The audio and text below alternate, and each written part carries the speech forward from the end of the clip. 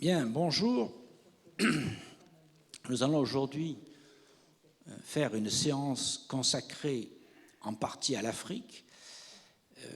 Comme vous le savez déjà et comme vous le verrez par la suite, l'Afrique tient une très grande place dans les études sur l'oléiculture antique, de par sa production à la fois très ancienne et très importante, notamment sous l'Empire romain. Et pour aborder cette question, qui nous tiendra plusieurs séances sur probablement 2 années, j'ai invité d'emblée Samira Seili, qui est professeure à l'université de la Manouba à Tunis et directrice du département d'histoire de la faculté des lettres, car c'est un chercheur qui s'est intéressé à un thème qui est finalement un peu délaissé, qui est la vie rurale et l'habitat rural dans l'Afrique, en travaillant particulièrement sur le secteur des hautes steppes, c'est-à-dire grosso modo le centre et le sud, centre-sud de la Tunisie, et en particulier le secteur du Djebel Semama. Et à partir des travaux qu'elle a fait dans ce secteur, des prospections principalement, elle a pu écrire une thèse de doctorat qui a été publiée et qui s'appelle « Les villeries antiques du Djebel Semama ». C'est donc sur ce thème que je l'ai invité à intervenir. Je lui laisse donc la parole maintenant et nous débattrons à la suite de sa présentation de quelques questions qui sont sûrement en suspens et qui mériteront des développements ultérieurs. Merci, monsieur le professeur. Donc bonjour tout le monde. Je tiens d'abord à remercier monsieur le professeur Jean-Pierre Brun qui a eu l'amabilité donc de m'inviter à son séminaire pour présenter les résultats de mes dernières recherches sur l'oléiculture dans la Byzacène antique. Donc, l'intitulé de mon intervention, c'est « La prospérité et décadence de l'oléiculture dans les hautes steppes tunisiennes dans l'Antiquité ». Alors, pour présenter un peu la région qui concerne notre étude, les hautes steppes, c'est le centre-ouest tunisien. Cela correspond à la haute Byzacène de l'Antiquité. L'intérêt des chercheurs en histoire ancienne pour la région des hautes steppes est relativement récent par rapport donc, à d'autres régions de la Tunisie, particulièrement le nord et les zones donc, littorales. Cet intérêt a concerné au début les sites urbains, à l'image de ce qui se faisait ailleurs. L'un des premiers qui a commencé à s'intéresser à la région des hautes steppes, et en particulier à Sbitla, est Noël Duval, relayé ensuite par d'autres chercheurs tunisiens et étrangers comme M. Sadok Ben Baziz, M. Fathi Bjewi, Mme Zayn Ben Abdallah, M. François Barat, Bruce Itchner et d'autres. Donc, conscient de l'importance historique de la région à travers toutes les périodes et de son rôle pour la compréhension de plusieurs questions en histoire ancienne, en particulier les questions relatives à l'économie, à l'organisation de l'espace, à la géographie historique, au peuplement, aux mouvements et territoires des tribus, etc. Donc, plusieurs jeunes chercheurs travaillent actuellement donc, sur la région dans le cadre de travaux de thèse ou de mémoire de master. L'essentiel des informations sur le terrain nous sont parvenues grâce aux travaux cartographiques, en particulier le levé des cartes d'état-major de la région, qui ont été effectuées au début du XXe siècle, en particulier les feuilles de Tala, de Rsad-Klili, de Sbiba, de Jbal Birinou, Samema, Mrilla, Jbal Shaambi, donc la région de Bouchabka, Gasserine, Sbitla, Feriena et Jbal Saloum. Donc ce sont les cartes au 1/50 millième et chaque carte au 1/50 millième couvre 640 km² de superficie. Donc, les cartes d'état-major renferment plusieurs données, en particulier des données géographiques, mais aussi d'autres données d'ordre archéologique, comme l'indication des sites antiques avec la mention RR, etc. Il y a aussi l'atlas archéologique au 1/100 millième, donc qui nous donne aussi des informations intéressantes, mais il faut remarquer que la région n'est pas couverte entièrement par les travaux de prospection. Ces travaux n'ont concerné que certains secteurs très limités et les recherches sont encore à leur début. Donc, vous voyez sur la carte ici la région de notre étude. Donc, c'est la dorsale tunisienne, la dorsale occidentale tunisienne. C'est la région de Tella, Sufes, Sufetula, Silium, Telept et également Tevest.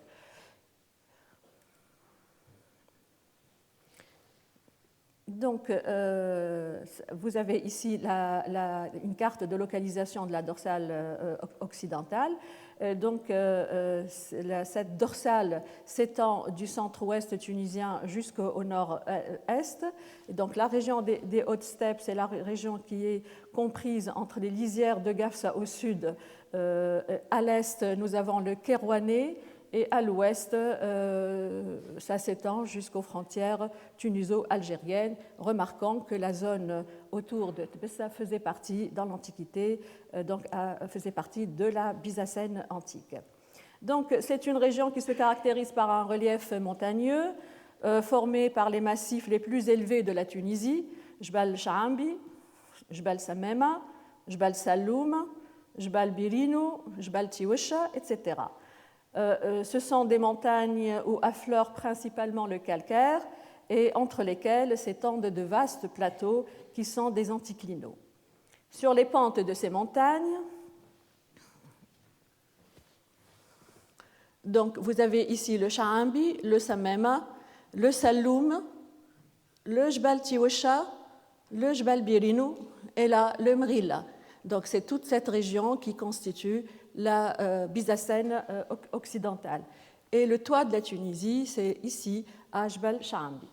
Alors, sur les pentes de ces montagnes, donc, il y a des glacis d'accumulation qui forment des terrasses limoneuses assez fertiles. Et l'altitude moyenne du plat pays varie entre 700 et 800 mètres. Sur les hauteurs, elle culmine à Jbal Shaambi avec 1544 mètres. De point de vue climatologique, cette région appartient à l'étage semi-aride, mais des nuances importantes sont à prendre en considération, en particulier pour les hauteurs qui appartiennent plutôt à l'étage subhumide. La région des hautes steppes est située entre les isoïètes 400 mm au nord et 200 mm au sud, mais les pluies peuvent atteindre plus de 600 mm sur les montagnes. Les versants nord sont plus pluvieux que ceux du sud, ce qui donne des versants verdoyants, donc à la végétation assez dense, et bien sûr d'autres qui sont plus aérés. Donc les températures.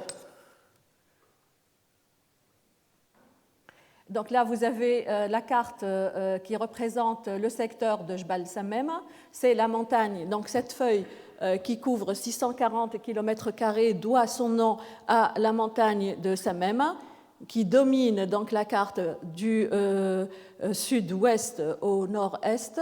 Nous avons la petite montagne du Douleb et la montagne de Tiwisha et un peu ici de la montagne de Birinou. Toute cette partie-là, ce sont des plaines, c'est plutôt des plateaux, et là, c'est le plateau de Zelfen qui est maintenant très célèbre par certaines cultures, en particulier le figuier de Barbarie. Donc l'altitude ici, en moyenne, c'est 700 mètres d'altitude. Donc pour les températures, elles sont très basses en hiver et assez élevées en été. Les contrastes de température s'expliquent bien sûr par la continentalité et par l'altitude. La couverture végétale de cette région-là permet de distinguer donc une végétation arbustive constituée généralement de chênes verts, de pins d'Alep, surtout sur les sommets des montagnes, le Shaambi et le Samema, l'oléolentisque également, le jujubier, le genévrier de Phénicie, qui sont des arbres très présents sur ces hauteurs. En revanche, ce sont les graminées qui prennent le relais sur les plateaux, avec principalement l'alpha, l'armoise blanche et champêtre, ainsi qu'une lande de romarin. L'olivier, donc, dans cette région, fait partie de la végétation naturelle. C'est donc une plante climatique. Donc, nous avons ici des représentations pour des oueds, en particulier l'oued l'Ahtab, qui est un cours d'eau important dans la région et qui montre surtout que les précipitations varient selon les années, selon les mois, selon les saisons, et parfois on a des précipitations qui sont très très fortes et qui causent une érosion importante dans la région. Nous avons ici l'oued l'Ahtab en crue. Donc, pour l'olivier, c'est une plante climatique. On la trouve surtout sur les hauteurs, en rejet surtout sauvage, et puis aussi en rapport avec d'autres plantes. C'est la combinaison de l'oléolentisque. Vous avez ici l'olivier sur les hauteurs du Jbal Sha'ambi. Alors, les enquêtes, comme je l'ai déjà présenté, les enquêtes sur la région sont assez récentes et ont révélé trois sortes de vestiges. Premièrement, les complexes oléicoles et tout ce qui est en rapport avec l'activité oléicole. Ensuite, deuxième groupe de vestiges importants, les structures hydrauliques. Et puis, en troisième lieu, le troisième groupe, ce sont les fortifications. Donc, vous avez ici une carte qui représente les sites et le réseau routier. Vous voyez la grande concentration de sites archéologiques dans cette région. Vous voyez que les centres urbains ne sont pas nombreux. Nous avons quelques villes, en particulier, donc je cite Tala, Hydra, Sbiba, Sbitla, Gasrin et Feriena. Tout le reste de l'espace, c'est un espace rural qui est géré par d'autres structures, en particulier les domaines, qu'ils soient domaines impériaux ou domaines privés. Le réseau routier est également très dense dans cette région et lie le centre-ouest tunisien au nord, à l'est, à l'ouest et aussi au sud. Donc, les différentes enquêtes de prospection ont révélé un matériel très riche en rapport avec l'activité oléicole qui a fait l'objet de typologies variées. Nous citons ici les typologies des pressoirs à jumelles et des plateaux de broyage. C'est une typologie qui a été établie par Cedar Ben Baziz, pionnier dans ce domaine. Et puis aussi typologie des contrepoids que vous voyez ici de Mattingly et d'Itchner, là. Donc, ce sont les premières jumelles dans la région. Donc, nous avons ici une évolution, nous allons y revenir. Et puis là, vous avez les plateaux de broyage, et c'est aussi une typologie qui est faite par M. Cedar Ben Baziz. Nous avons également des typologies sur les différents types de jumelles, pressoirs à jumelles rencontrés dans cette région, surtout lors de l'enquête faite par Mattingly Itchner dans la région de Gasrin. Et vous avez ici une typologie établie par Itchner et Mattingly, que ce soit pour les pressoirs à jumelles ou bien pour les plateaux de broyage. Notre enquête, donc, a concerné, comme je vous l'ai déjà dit, donc le secteur de Jbal Samem. Et là, nous avons relevé un riche matériel qui est en rapport avec une activité essentielle dans la région, qui est donc l'oléiculture. Les différents objets lithiques qu'on trouve, c'est d'abord les contrepoids. Ils sont nombreux dans la région et on a pu établir une typologie de ces contrepoids. Donc il y a une variété, mais il y a un type qui domine, c'est ce type-là. Également, donc, les plateaux de broyage avec également une variété. Nous avons ce type-là, donc avec une mortaise centrale, ici avec un trou donc central et avec une mortaise ici centrale également. Et ça, bon, on n'arrive pas à reconnaître est-ce qu'il s'agit du même type ou bien c'est le type différent. Et il y a une grande discussion maintenant entre les archéologues pour établir quel est le type qui correspond le mieux à cette activité oléicole dans cette région. Est-ce que ce type de plateau correspond à l'activité oléicole ou bien il correspond plutôt à une activité céréalière. Mais maintenant, les archéologues sont unanimes pour dire que ces plateaux correspondent généralement à l'activité oléicole qui domine dans cette région-là. Le troisième élément qu'on trouve en grand nombre également et qui indique l'activité oléicole dans la région, ce sont les plateaux de pressoir. Les plateaux de pressoir, nous avons ici plusieurs types. Généralement, ce sont des dalles quadrangulaires avec des rigoles généralement annulaires. Parfois, on trouve double rigole. Donc, un plateau quadrangulaire avec des rigoles annulaires. Donc, une double rigole. Ici, une double rigole. Et puis, ce sont... parfois, on trouve plusieurs dalles qui constituent donc le plateau. Et nous avons ici le type qu'on trouve très souvent dans cette région-là. C'est un type avec cette rigole annulaire et ces dentelures-là. Et puis les becs verseurs, on trouve plusieurs becs verseurs avec des profondeurs variables. Là, c'est un plateau qui est plutôt circulaire et avec une rigole également donc circulaire. Une typologie a été établie à partir de ces objets trouvés. Donc, c'est la typologie des éléments de Jbal de Samem, donc le secteur prospecté. Et nous voyons ici une grande variété de ces objets-là, mais le point, la chose qui caractérise donc ces données-là, c'est que tous ces objets sont en rapport avec cette activité et l'importance aussi des investissements pour avoir donc, ces objets-là. Mais la remarque qu'on peut faire, surtout pour les plateaux de broyage, ils ne sont pas très nombreux. On les trouve surtout dans le plat pays, mais sur les hauteurs, c'est rare qu'on trouve des plateaux de broyage. Ce qui est important, c'est que le nombre est important dans ce secteur-là, en particulier donc le secteur de Jbal Samem, mais cette typologie concerne toute la zone du centre-ouest tunisien. Alors, venons maintenant aux pressoirs. Donc, les pressoirs de cette région, ce sont les pressoirs à jumelles.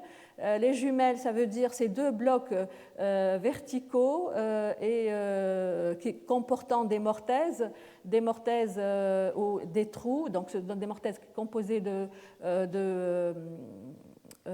parfois juste des mortaises qui ne sont pas trouées et d'autres avec des trous. Le nombre des trous varie. On peut trouver à un trou, à 2, à 3 et même parfois à 4.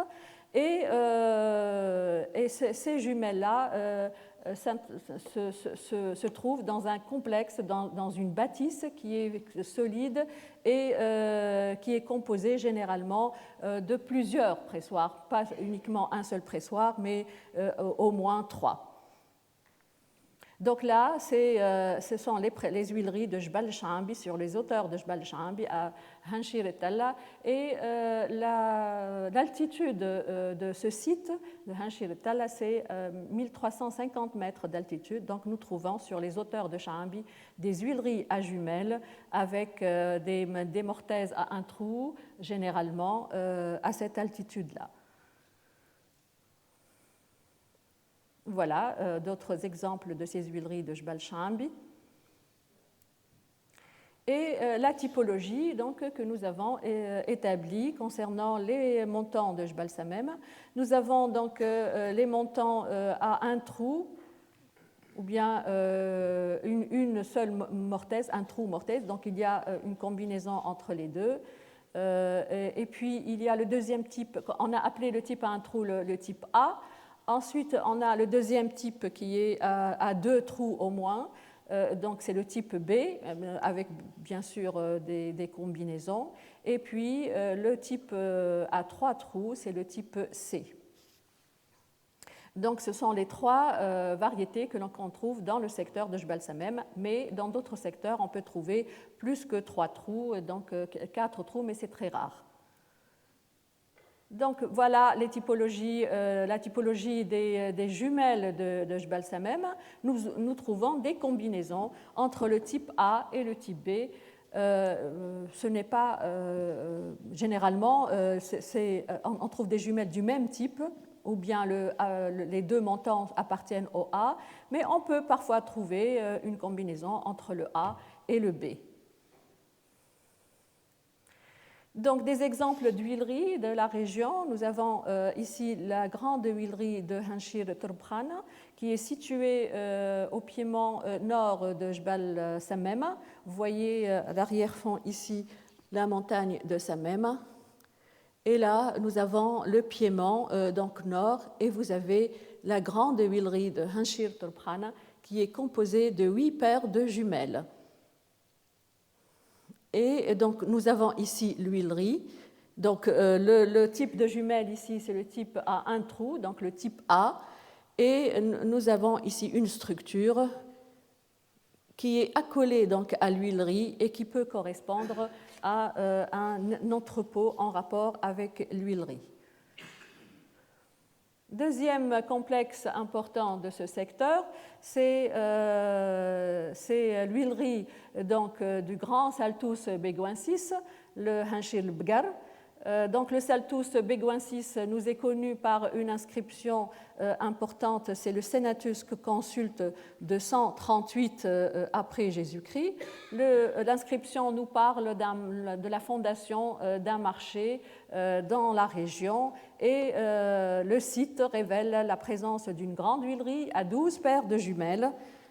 Donc vous voyez ici, tout ça c'est l'huilerie. Donc on compte 12 paires de jumelles dans cette huilerie, et c'est la plus grande huilerie dans la Tunisie, généralement, dans toute la Tunisie, et même dans toute la Byzacène antique. Donc c'est la plus grande huilerie, et elle compte 12 paires de jumelles. Bien sûr, les 12 pressoirs sont de type B. Encore donc une photo du grand complexe oléicole du Saltus beguensis. Donc ça, c'est l'entrepôt, le bâtiment de stockage qui est accolé donc à l'huilerie et qui fait corps avec elle. Donc c'est une seule structure, et donc là ça s'explique, on a une huilerie et on a un entrepôt, et donc on va expliquer plus tard le fonctionnement de cet espace. Voilà également le système des pressoirs à jumelles. C'est également une photo plus rapprochée de la grande huilerie de Hanshir Bgar. On insiste sur cette huilerie parce que c'est la plus grande dans la région, et elle mérite une étude plus approfondie, surtout des fouilles et des analyses également. Le deuxième complexe oléicole de Hanshir Bgar 2, il y a donc un autre site qui porte le même nom que le premier, donc c'est Hanshir Bgar 2. Là, on a aussi une huilerie, mais là, elle est composée de 8 paires de jumelles. Donc ce sont là les huileries monumentales du secteur de Jbal Samem.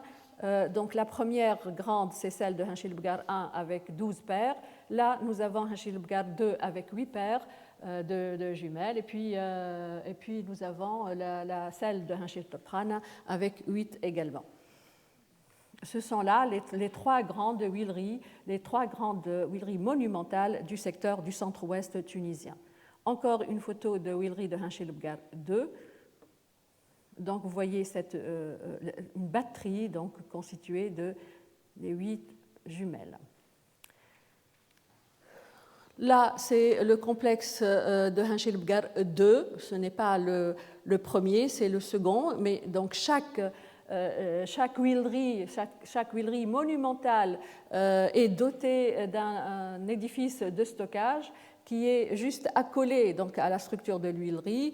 Et donc, on a réfléchi et on a vu que ce bâtiment ne pourrait correspondre qu'à un entrepôt, ou bien pour déposer les olives, ou bien pour déposer l'huile, en attendant qu'elle soit commercialisée. Vous avez également ici le complexe oléicole de Hanchir Torbrana, donc à part l'huilerie, cet entrepôt qui est juste accolé.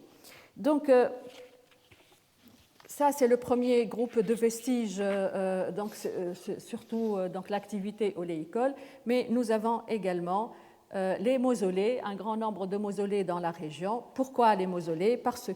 Pourquoi s'intéresser donc aux mausolées? Voyons que cette partie comporte un nombre important de mausolées, parce que les mausolées indiquent la plupart du temps, généralement, la présence d'un domaine privé ou un domaine impérial. Et l'organisation de l'espace dans cette région, dans la région des Hautes-Steppes, est une organisation basée sur la propriété domaniale. Nous avons un certain nombre de propriétaires sénatoriaux et puis aussi des domaines impériaux. Donc le meilleur exemple dans cette région, c'est le Saltus Beguensis. Donc nous avons ici l'inscription du Senatus consulte de Hanchilbgab, qui est datable de 138 après Jésus-Christ, déposée actuellement au musée du Bardo. Elle a été trouvée par Victor Guérin en 1860 et en 2 exemplaires. Et maintenant, donc, elle est déposée au musée du Bardo. Donc, cette inscription a été trouvée donc, sur le site de Hanchilbgab, qui correspond à un centre domanial, et le levé topographique donc, a établi la superficie du site, c'est 19 hectares, donc c'est un site important. Ce site, il est doté d'une grande huilerie et d'un entrepôt, donc ce qu'on appelle le complexe oléicole, qui s'étend sur 1500 mètres carrés environ. Et puis nous avons un grand bassin cylindrique, donc avec 60 mètres de diamètre. Donc la profondeur, on n'a pas pu l'établir, mais au moins 3 mètres de profondeur. Donc nous voyons la capacité de stockage de ce bassin. Plusieurs aussi huileries sont des huileries, mais surtout des jumelles éparpillées donc, sur tout le site. Nous avons également une citerne qui est toujours utilisée par les habitants, là. Et nous avons la route qui traverse le site. Et donc cette route pourrait correspondre à une route antique. Le plan maintenant de l'huilerie du Saltus Beguensis. Comme vous le voyez sur ce plan, nous avons des compartiments, 4 compartiments au moins, avec un 5e pour la circulation. Donc un compartiment qui est composé, qui se trouve au dos des jumelles et qui est composé de bassins de dépôt. La profondeur de ces bassins est d'environ 50 cm, donc ce n'est pas très profond. Chaque bassin est doté d'une fenêtre, d'une ouverture qui facilite l'accès et qui permet l'accès à l'extérieur. Nous avons ensuite une série des pressoirs, donc les jumelles, là. Au-devant des jumelles, nous avons un compartiment composé des plateaux de pressoir, donc les plateaux de pressoir généralement quadrangulaires avec une rigole annulaire pour ce genre d'huilerie. Devant les plateaux de pressoir, on a un compartiment qui correspond aux cuves de décantation ou bien les cuves de réception du liquide, et puis un autre compartiment pour les contrepoids et un dernier donc, pour la circulation. Donc, ce qui est important à relever, c'est que dans cet espace, il n'y a pas de place pour le broyage. C'est un espace qui est consacré entièrement au pressurage. Et là, de ce côté-là, on trouve l'entrepôt. Et on n'a pas pu retrouver dans ces vestiges donc la place qu'occupaient les plateaux de broyage, où se faisait le broyage des olives. Donc les plateaux de broyage, on les a trouvés à l'extérieur de l'huilerie, mais on n'a pas pu retrouver l'espace qui leur correspondait. Nous avons ici de même d'autres huileries des hautes steppes. C'est l'huilerie de Hinchilbgar II. Vous avez ici toute la structure. Une partie est occupée par cette huilerie. Nous voyons donc le plan toujours de ces huileries qui est composé de compartiments. Donc un compartiment des bassins situés au dos donc des jumelles, ensuite les jumelles, les plateaux de pressoir, les cuves, les contrepoids et puis un espace pour la circulation et toujours ces fenêtres au dos des jumelles. Et tout cet espace-là est un espace qui fait corps donc, avec l'huilerie, mais bon, nous pensons que cet espace correspond à des entrepôts, ou bien, comme je l'ai déjà dit, pour l'huile ou bien pour les olives. De même, l'huilerie de Hinchir Torprana, que je vous ai montré donc tout à l'heure, elle a le même plan, c'est un plan identique, donc on remarque qu'il y a une standardisation des plans des huileries de la région et on a essayé de comparer avec d'autres huileries relevées par d'autres chercheurs dans la région et on a trouvé que c'est le même plan. C'est le plan type des huileries de la région qu'on a appelé le type Samem du nom de la feuille de Jbal Samem. Voilà donc une reconstitution donc, du plan d'une huilerie type Samem. Et donc ça, c'est le cas de Hinchilbgar. Donc nous avons pris bien sûr le cas de ce site parce que c'est le plus important et c'est la plus grande huilerie de la région. Vous voyez le compartimentage et la spécialisation de ces compartiments. Il n'y a pas d'espace pour le broyage. Même les huileries qui sont situées sur les hauteurs des montagnes et qui sont composées de moins de 8 paires de jumelles, c'est-à-dire les huileries moyennes ou les huileries de petite taille, ont le même plan. C'est un plan standardisé, donc vous avez ces compartiments et avec ces fenêtres et cette spécialisation de chaque compartiment. Vous avez ici l'exemple de l'huilerie de Hinchir el-Fara qui est située sur les hauteurs de Samem et cette huilerie elle est composée donc de 5 paires de jumelles. Elle est située à 1200 mètres d'altitude et nous voyons que le relevé du plan de cette huilerie est identique au plan de toutes les autres, composées donc de plus de 6 paires de jumelles. Donc nous avons la grande 12, Hinchilbgar 2 et puis Torprana 8, et puis celle-là, c'est la quatrième, elle est moyenne, mais elle est aussi importante. Elle est composée de 5 paires de jumelles et elle est située en pleine montagne. Et ça, c'est ce qui est intéressant parce qu'on voit que même les structures établies sur les hauteurs ont le même plan que les huileries qui sont établies sur le plat pays.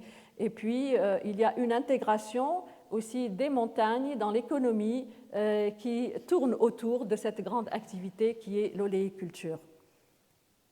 Autre donnée importante donc, pour ces installations oléicoles, c'est la recherche dans le décor de ces huileries.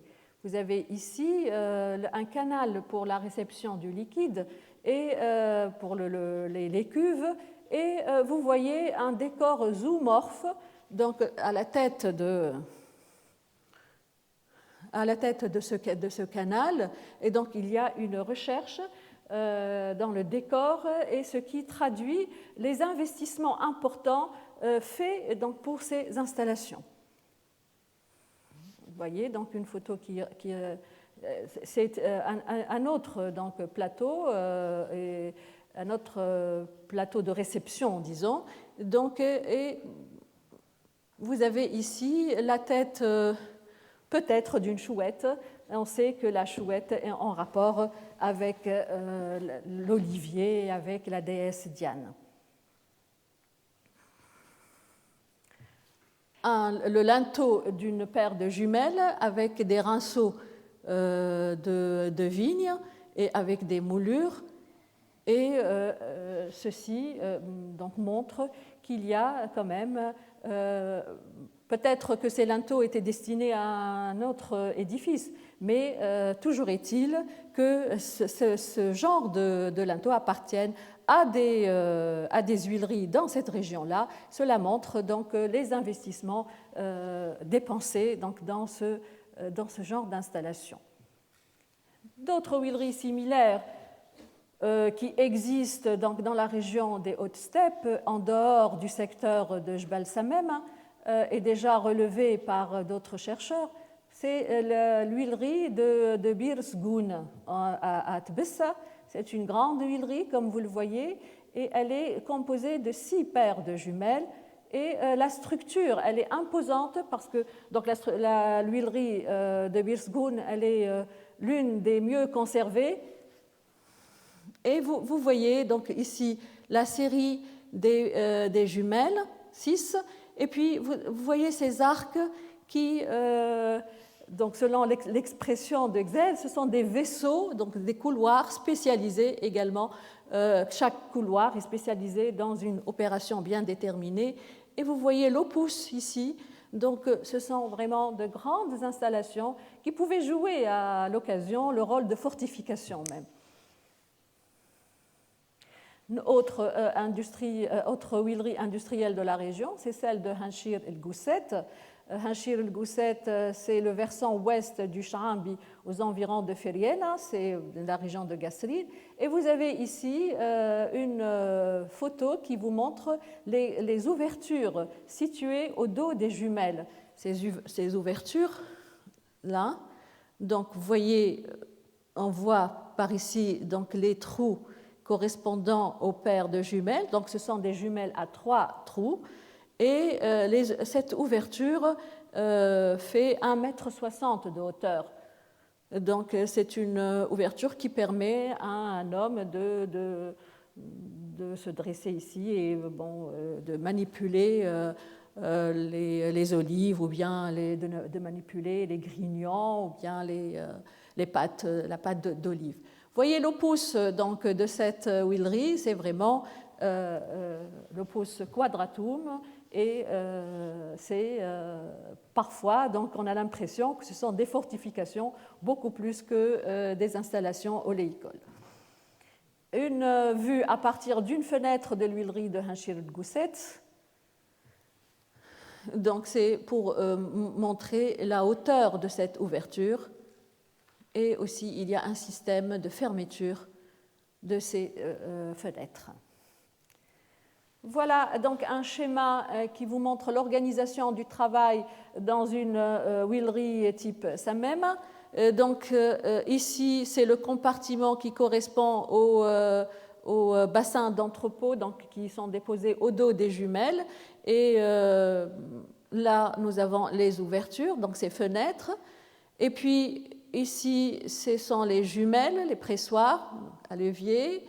Ici, nous avons les plateaux de pressoir où on trouve les scourtins. Ensuite, nous avons les cuves de réception et puis le couloir qui correspond donc à la manipulation des contrepoids. Donc, qu'est-ce qu'on déposait dans ces bassins-là ? Ces bassins comportent un enduit étanche, blanchâtre, qui est différent de l'enduit que l'on trouve ici dans les cuves de réception, qui est généralement donc rougeâtre, s'il s'agit de cuves construites, bien sûr. Et donc cet espace pourrait correspondre au dépôt de la pâte d'olive en attendant qu'elle soit pressée, puis aussi ou peut-être les grignons, ou peut-être les deux d'une manière successive. Donc la pâte, ensuite les grignons. Et cela permet à ce produit, c'est-à-dire la pâte des olives ou les grignons, d'être évacué de cette ouverture vers l'extérieur rapidement, donc sans problème, parce que vous voyez qu'il y a une spécialisation dans chaque couloir. Donc, venons maintenant à la distribution géographique de ces pressoirs. Et là, on a essayé de voir où se trouvent les pressoirs de type A et les pressoirs de type B pour essayer de faire une typochronologie, voir la propagation de cette culture de l'olivier. Et vous avez ici la carte du secteur de Jbal Samem. Et vous avez là les huileries de type A, c'est-à-dire les jumelles où on a un seul trou, donc une seule mortaise. Et on voit que la concentration de ces jumelles se trouve surtout sur les montagnes, la montagne de Jbal Samem et le piémont nord. On a aussi remarqué que les montants de type B, qui comportent deux mortaises, se trouvent surtout sur le plat pays. Mais on peut trouver aussi sur les montagnes. Mais il y a une concentration là. Donc, est-ce qu'on peut conclure à partir de cette distribution que les pressoirs de type A étaient les premiers donc, à être construits dans la région et que la culture de l'olivier a intéressé en premier lieu les zones montagneuses, les montagnes, en particulier donc le Samem, ici, pour ce secteur-là. Et puis après, avec la propagation de l'oléiculture dans la région, cela a intéressé aussi le plat pays. Et là, on trouve les pressoirs de type B là, pour le nord, et puis pour la plaine de Sbit, là, c'est le type C, c'est-à-dire à 3 trous. Donc, est-ce que cette typologie peut correspondre à une chronologie? Donc, on ne peut pas maintenant répondre d'une manière tranchée, mais en attendant, bien sûr, les fouilles de quelques huileries qui nous donneraient donc une datation précise, et puis donc cette datation précise permettrait l'édification d'une chronologie plus ou moins précise, mais dans l'état actuel de la recherche, on ne peut pas avancer plus que cela. On peut supposer que l'oléiculture a intéressé les régions montagneuses d'abord, ensuite le plat pays. Les centres oléicoles donc, dans ce secteur-là, vous voyez que toute la région est concernée donc, par ces centres oléicoles. Il y en a qui sont importants donc, et qui comportent plus de 10 jumelles. Il y en a qui sont donc, moyens, des sites de 6 jumelles, et il y en a d'autres qui sont moins importants, donc, parce que le nombre de jumelles est plus limité, donc 3 et puis 1 à 2 jumelles. Donc, mais de toutes les manières, toute la région comporte des centres oléicoles et l'activité ici, c'est la première activité agricole dans la région. Également, les travaux d'Itchner donc la carte établie par Itchner dans le secteur prospecté, mais là, c'est une carte qui est faite à partir des résultats, à partir de la carte topographique, c'est-à-dire à partir des levées topographiques et l'atlas donc archéologique. Et vous voyez l'importance de l'occupation d'abord de l'espace rural, et puis, cette occupation correspond à l'activité oléicole en général. La typologie et la diversité et la densité géographique des pressoirs, là, c'est une carte que j'ai établie à partir de toutes les enquêtes archéologiques faites sur le terrain. Vous voyez que ce ne sont pas tous les secteurs, bien sûr, qui sont prospectés, mais j'ai essayé de prendre en considération tout ce qui a été fait, prospection, brigade topographique, atlas archéologique, tout. Et donc là, nous avons une grande concentration, c'est cette région-là qui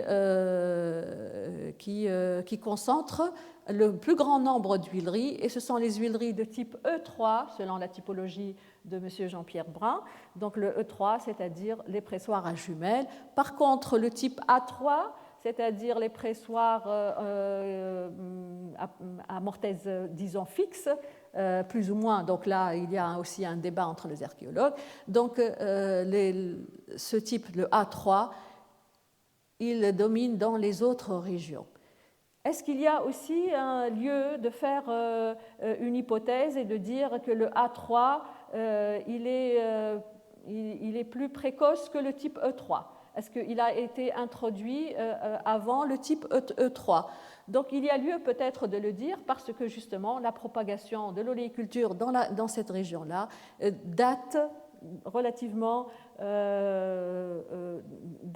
après la propagation de l'oléiculture dans les autres zones, dans le nord, le Sahel et aussi le sud.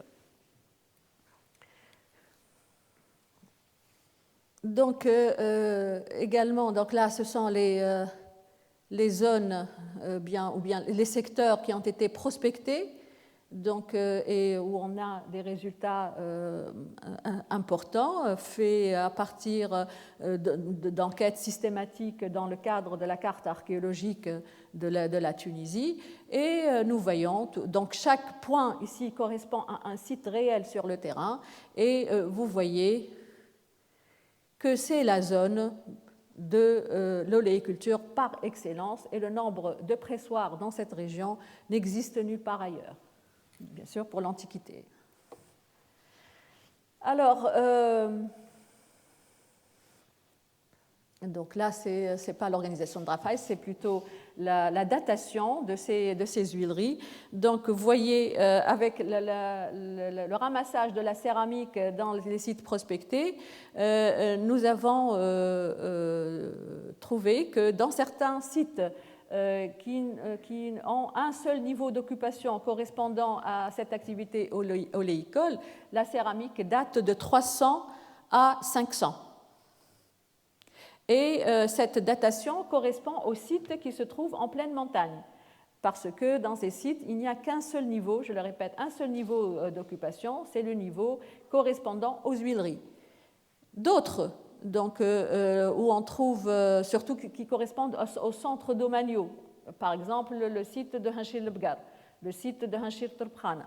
Là, on voit que la céramique va de 300, même un peu avant, donc 200 pour le site de Hanchir Lebgar, puisqu'on a l'inscription qui date de 138 après, et cela va jusqu'à 650, donc jusqu'au 7e siècle.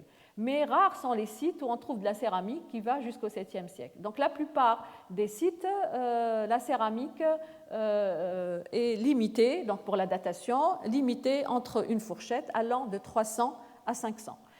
Pour quelques centres de domaine, des centres importants quand même, la céramique va de 300 à 650, donc 7e siècle, et les sources littéraires et épigraphiques, surtout pour Hanchir Lebgar I, donc le Saltus Beguensis, on a l'inscription qui date l'occupation du site de 138 après Jésus-Christ. Donc là, quelques données chiffrées, au moins pour montrer l'importance de la production, si on peut se hasarder à donner des chiffres pour la production de l'huile dans cette région. Donc pour la densité des sites au kilomètre carré, on a 600, pour chaque feuille topographique, on a 640 km², et pour la feuille de Jbal Samem, on a 200 pressoirs pour 640 km². Donc cela nous donne un pressoir pour 3,2 km². Mais si on prend en considération toute la région, on a un pressoir pour 1,5 ou 2 km². Donc la densité augmente ici. Donc pourquoi justement il y a une différence entre le secteur de Samem et toute la région? Tout simplement parce que le secteur de Samem renferme les huileries monumentales, ce qui sont des usines, et donc là les usines remplacent les petites unités isolées. Alors, les calculs de Mattingly pour la production d'un pressoir à jumelles en huile, donc selon Mattingly, un pressoir à jumelles produirait 10 000 kg d'huile. Donc, je ne vais pas discuter ici dans quelle mesure on peut accepter ces chiffres, mais bon, on les prend quand même et on va essayer de travailler à partir de ces chiffres-là. Donc, bien sûr, Mattingly propose entre 5 000 et 10 000. Bon, on prend les 10 000. Alors, pour Hanchir Lebgar 2, là où on a 12 pressoirs, donc cette huilerie, l'huilerie, la grande huilerie de Hinchilubgar, à part les autres, hein, parce qu'il y en a d'autres, produirait à elle seule 120 000 kg d'huile par an. Celle de Hinchilubgar 2 et de Hinchir Torprana produiraient chacune 80 000 kg d'huile par an. Alors, pour le secteur de Saint-Même, nous avons 200 pressoirs, donc 2 millions de kilogrammes d'huile par an.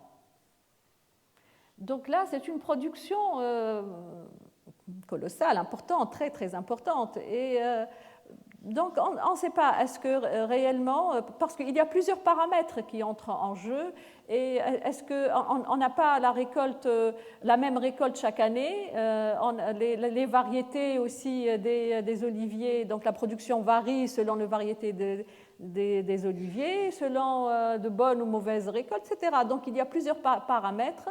Mais bon, on prend ces chiffres à titre indicatif, juste pour montrer que la production était quand même importante. Il y a une grande concentration de pressoirs dans cette région.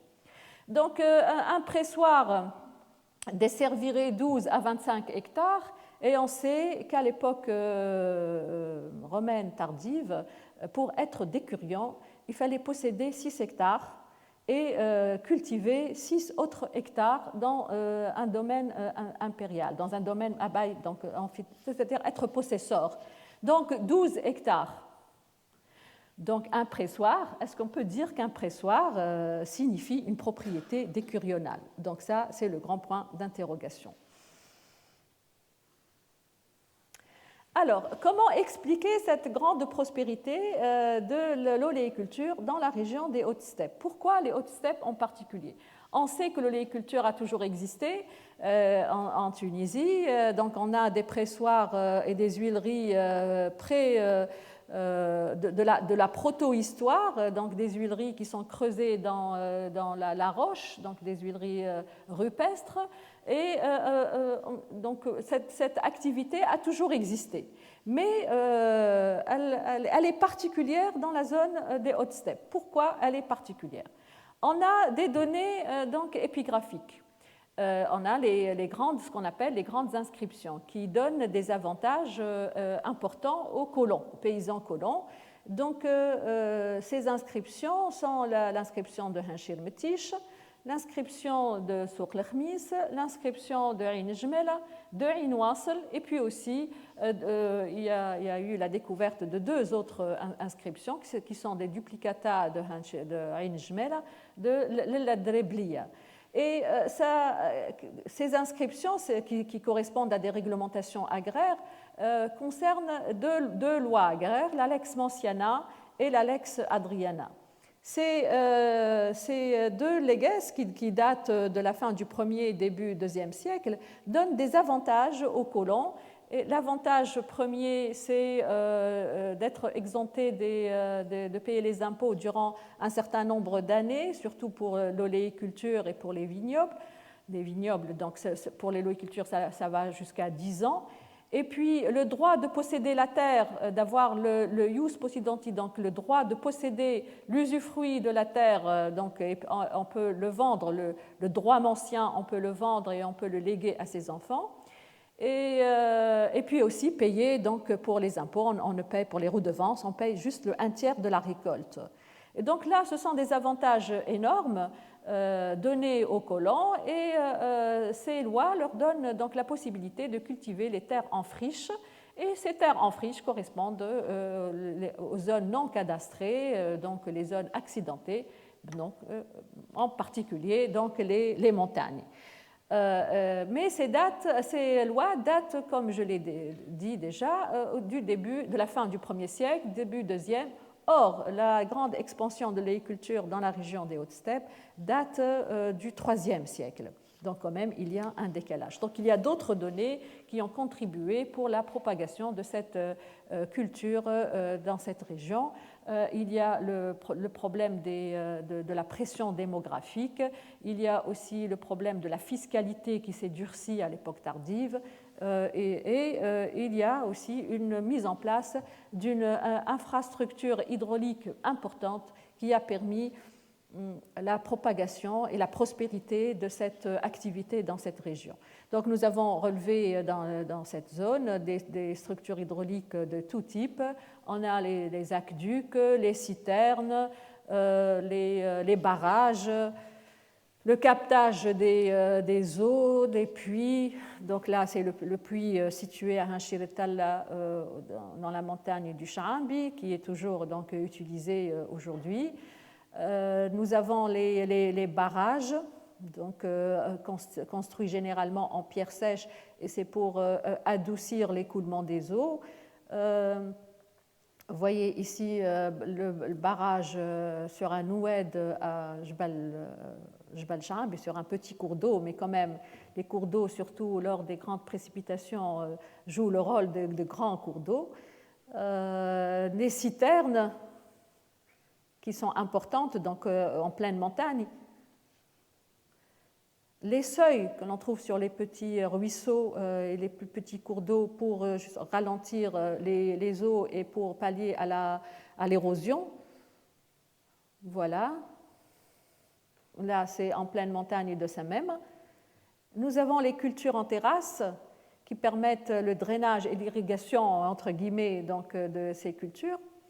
Et cette prospérité de l'oléiculture dans la région des Hautes-Steppes et dans la dorsale, elle est établie aussi par d'autres sources, pas uniquement archéologiques. On a les tablettes Albertini qui ont été retrouvées donc, dans les environs de Tbessa Gafsa et qui sont des contrats d'achat et de vente et qui comportent, donc ces contrats concernent la vente d'olivettes. Et ces documents datent de l'époque vandale, donc 493-496. Donc on sait que les cultures manciennes ont continué à être pratiquées donc, à cette époque-là, jusqu'à cette époque-là. On a également les ostracas du port de Carthage, étudiés par Penna, et ce sont donc des ostracas qui comportent des inscriptions latines. Ces ostracas sont datés du IVe siècle et ce sont des inventaires, des reçus d'embarquement et cela pourrait expliquer où va l'huile produite de la région des Hautes-Steppes. Donc la production n'était pas destinée à la consommation locale, pas uniquement, ni régionale, ni provinciale. Elle était, comme le montrent donc ces documents, exportée et à partir du port de Carthage, mais il y a les ports du Sahel également, expédiée donc à Rome. Alors, cette grande propagation, cette grande prospérité de l'oléiculture n'a pas fait long feu, c'est-à-dire elle a commencé à partir du IIIe, mais la fin s'annonce à partir du 5e, fin 5e, 6e. Alors, comment on le sait? Donc, on voit des édifices fortifiés, construits à partir d'éléments appartenant à des huileries. Vous voyez ici les fortins. Donc là, nous avons le mausolée de Hanshir-Bgar II, qui a été agrandi pour constituer une fortification. Et on trouve à l'intérieur de cet édifice fortifié des auges, des plateaux de pressoir, des mets. Et donc, les huileries ont été démantelées pour construire ces édifices fortifiés. Là, c'est l'édifice de Hanshir el-Ferah, dans le secteur de Samem, là de Mazar Shams, et là vous voyez clairement, Mazar Shams est situé dans la plaine de Sbit, là, et nous voyons ici clairement les éléments appartenant à ces huileries. Donc la présence de ces édifices fortifiés signifie que les huileries n'étaient plus en activité, qu'elles étaient démantelées et qu'elles ont servi de carrière pour construire d'autres édifices. Donc les fortins sont nombreux donc, dans la région des hautes steppes et correspondent à plusieurs sites où on trouve des huileries. Donc cela va pratiquement de pair et on les trouve, les fortifications, on les trouve dans le plat pays. Jusqu'à présent, on n'a pas relevé de fortins sur les montagnes, sauf un à Jbal al-Sha'abi, mais qui n'est pas à une altitude très élevée. Donc, comment justement expliquer? Alors, il y a les incursions des morts.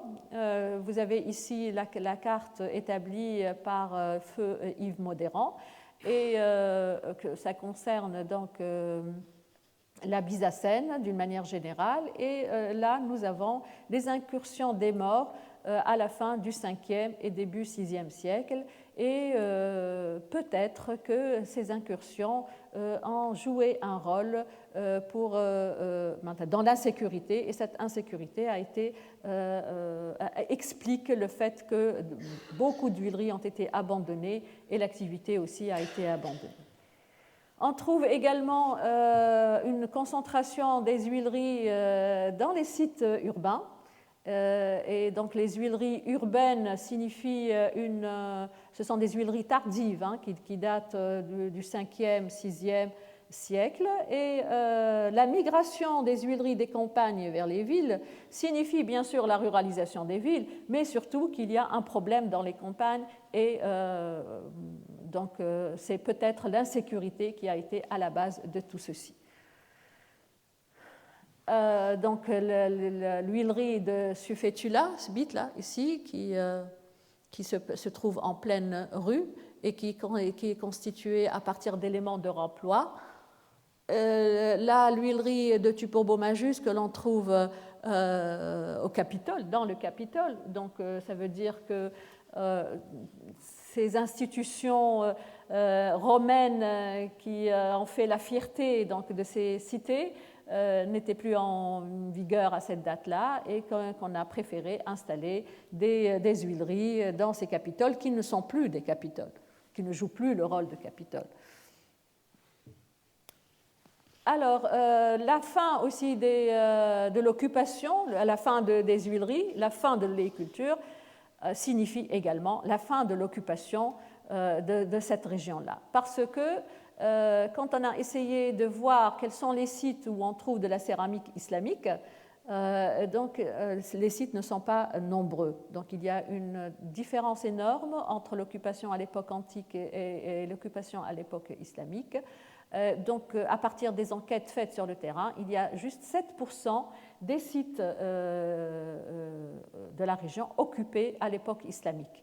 Et c'est une occupation épisodique et surtout dans les centres urbains. Hydra, par exemple, Sbitla, Sbiba, mais dans les campagnes, c'est une occupation très éphémère. Il y a aussi une discussion entre les historiens. Est-ce que réellement il n'y a pas une occupation à l'époque islamique? Parce que l'occupation, on l'aperçoit à travers la céramique. Mais il y a un problème dans l'étude de la céramique islamique. La céramique du 8e, par exemple, elle n'est pas reconnue, elle n'est pas inventoriée, n'est pas étudiée. Donc, on ne peut pas la reconnaître donc, sur le terrain. Mais toujours est-il que la céramique islamique reconnue sur le terrain donc, n'est pas très importante, n'est pas nombreuse et indique plutôt un abandon de l'occupation sédentaire dans la région des Hautes-Steppes et peut-être qu'il y a eu, à partir de cette période, un retour vers l'agro-pastoralisme. Voilà, donc l'importance de l'occupation de l'espace dans cette région date du 3e, 5e. Et pour quelques autres sites, les domaines, donc les centres domaniaux, donc cela va jusqu'au 7e. Mais rares donc, sont les sites où on trouve de la céramique qui va jusqu'au 7e, et il y a donc très peu de céramique de l'époque islamique, donc, et ça signe la fin donc, de l'oléiculture. Donc, au terme de cette présentation rapide donc, des grands traits qui caractérisent donc, l'activité oléicole dans cette région, nous remarquons d'abord l'ancienneté de l'occupation humaine donc, dans cette région. Donc, il y a beaucoup d'escargotières, de dolmens, etc. On n'a pas de vestiges qui remontent à la période punique. C'est la période romaine qui est représentée largement donc, dans la région des Hautes-Steppes. Même les sources littéraires parlent de cette région à partir donc, du IIe siècle.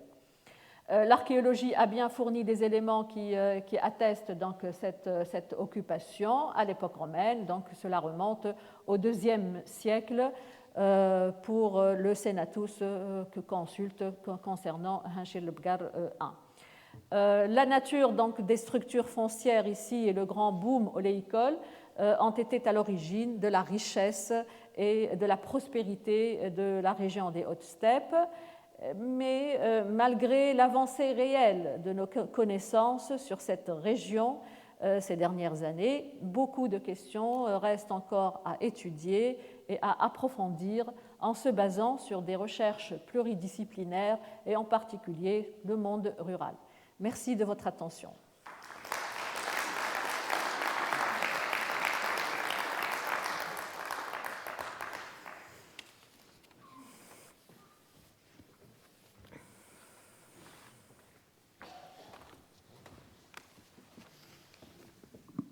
Je remercie Samira Sehi de sa très riche présentation qui, évidemment, pose beaucoup de questions.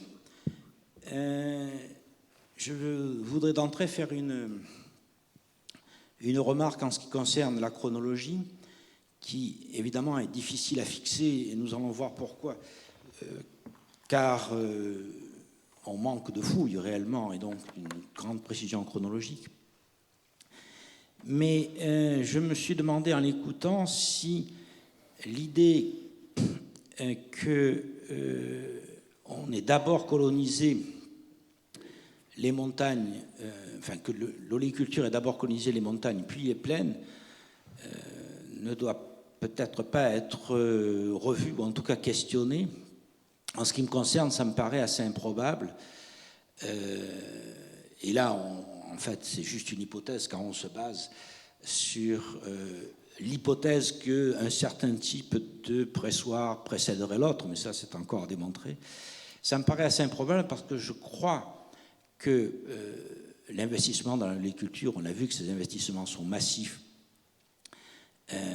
se sont d'abord faits dans les terres les plus riches et par des investisseurs qui avaient les moyens, et que ce n'est que par la suite, j'imagine, que les terres marginales ont été conquises dans le cadre, effectivement, de ce que tu as très bien souligné, des mesures prises en faveur des colons. Donc moi, j'inverserais peut-être, en tout cas en titre d'hypothèse, la chronologie en pensant qu'on a d'abord colonisé les plaines pour faire de l'agriculture en grand. On a créé à ce moment-là tout un système, non seulement de production, que tu as très bien démontré, mais aussi un système de commercialisation. Et on en débattra un peu tout à l'heure. Et ce n'est qu'à partir du moment où ce système est en place que je verrai bien s'étendre l'oléiculture dans les montagnes jusqu'aux limites des possibilités géographiques et climatiques, mais aussi des possibilités démographiques. Et je crois que tu l'as très bien montré, cette extension de l'agriculture, pour moi, dans les montagnes, est sûrement l'expression d'une pression démographique en augmentation.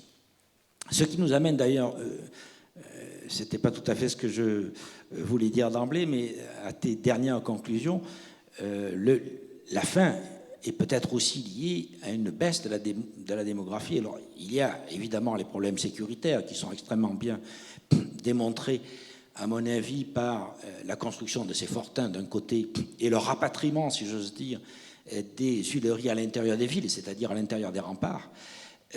Mais il y a eu peut-être aussi et surtout une décroissance démographique. Et cette décroissance démographique, est-ce qu'elle ne serait pas liée à la peste de Justinien qui se répand dans l'Empire à partir des années 546, etc., c'est-à-dire principalement dans la deuxième moitié du VIe siècle, et qui s'est répandue probablement selon les secteurs plus ou moins rapidement.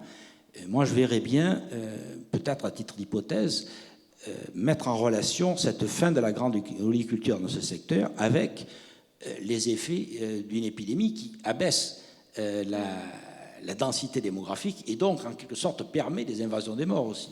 Il y a moins de gens pour défendre et ils sont dans une situation donc de faiblesse.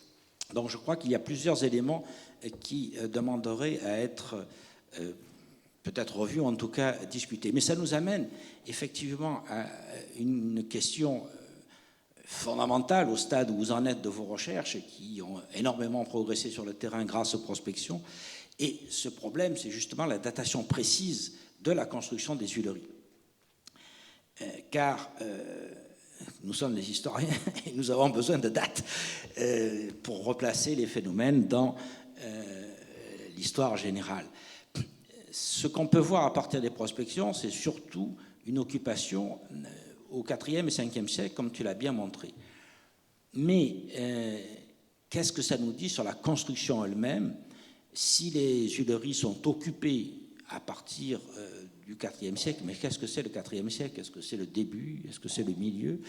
Est-ce que ça veut dire qu'elles sont construites dans le courant du IIIe siècle? Et c'est pour cela qu'il faudrait effectivement pouvoir faire des fouilles avec des normes actuelles afin d'obtenir des datations sur lesquelles on puisse se fonder avec certitude, en tenant aussi compte du fait que, comme tu l'as très bien montré, ces Tuileries sont toutes sur le même plan et on a vraiment l'impression que c'est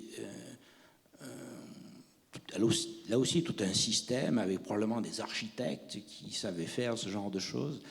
Et donc, c'est un moment qui est sûrement assez bref. On ne peut pas imaginer que ces Tuileries qui sont très standardisées aient été construites sur 200 ans. Moi, j'imagine plutôt une phase massive de construction, en tout cas pour les grandes. Et c'est justement cette phase massive de construction qu'il s'agit de bien dater. Alors, est-ce que vous avez des projets de fouilles? Est-ce qu'ils sont avancés? Et en quelque sorte, est-ce que l'université ou l'Institut national du patrimoine ont des ambitions de ce côté-là?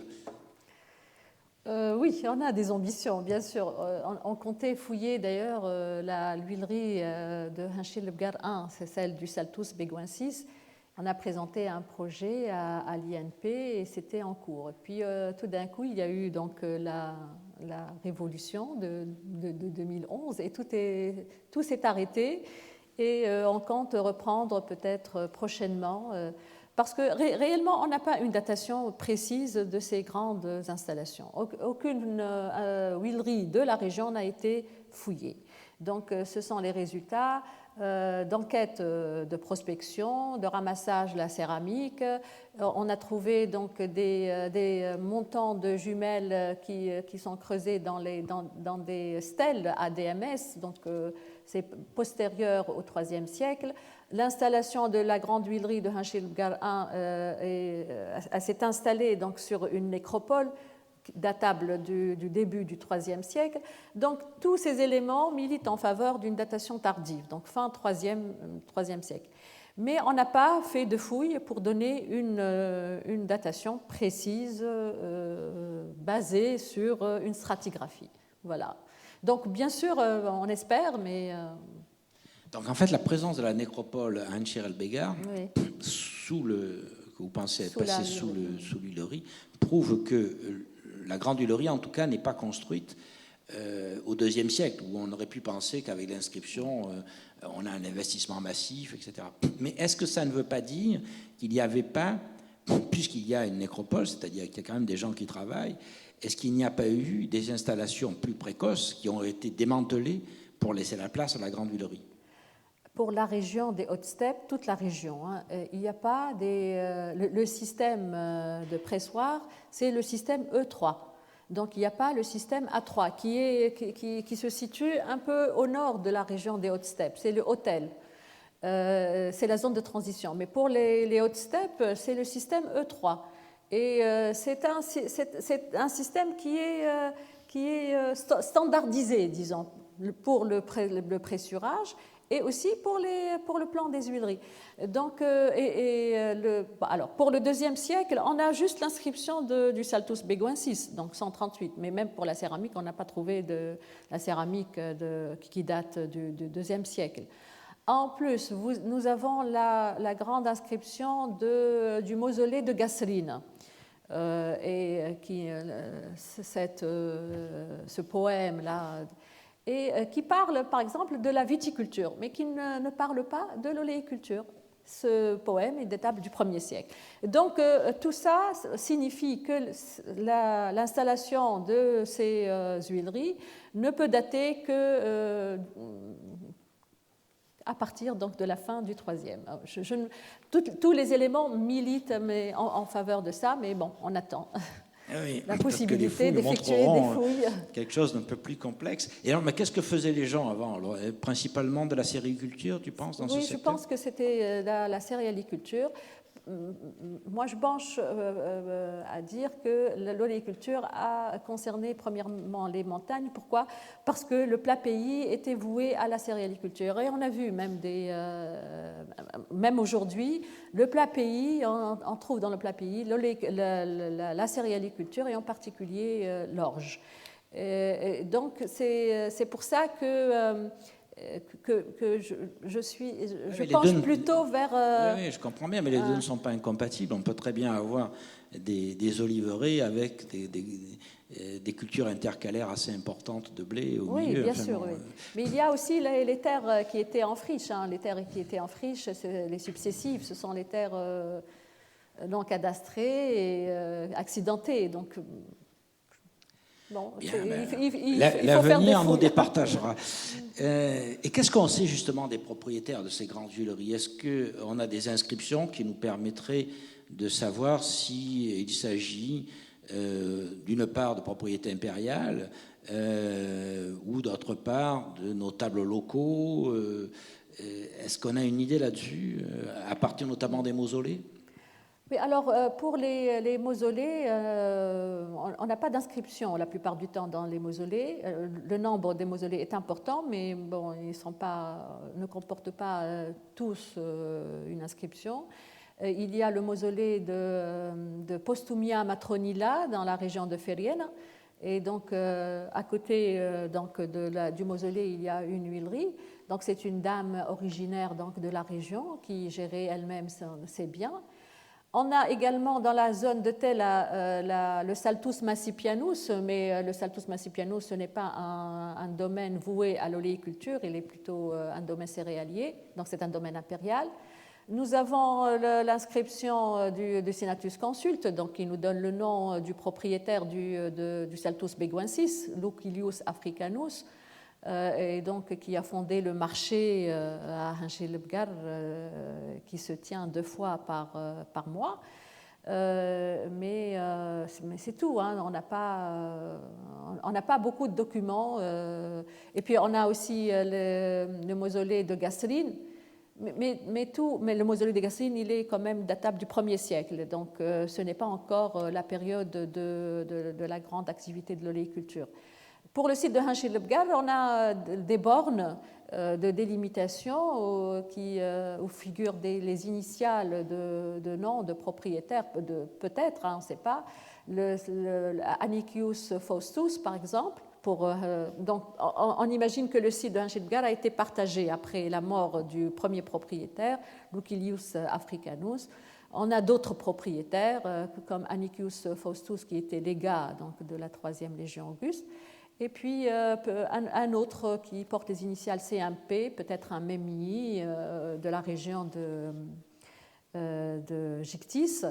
Et donc les propriétaires, c'était des locaux, Et c'était aussi des gens riches qui venaient d'autre part, qui avaient donc la possibilité d'acquérir des biens dans cette région-là. Voilà, donc il y a les deux. Il y a les domaines impériaux, il y a aussi les domaines privés. Il n'y a visiblement pas que des locaux, puisque si on a le légat de la Légion, c'est quelqu'un qui vient d'ailleurs, qui a profité de son passage dans la région pour acquérir le domaine. C'est un acquis quand même. Hein? Donc,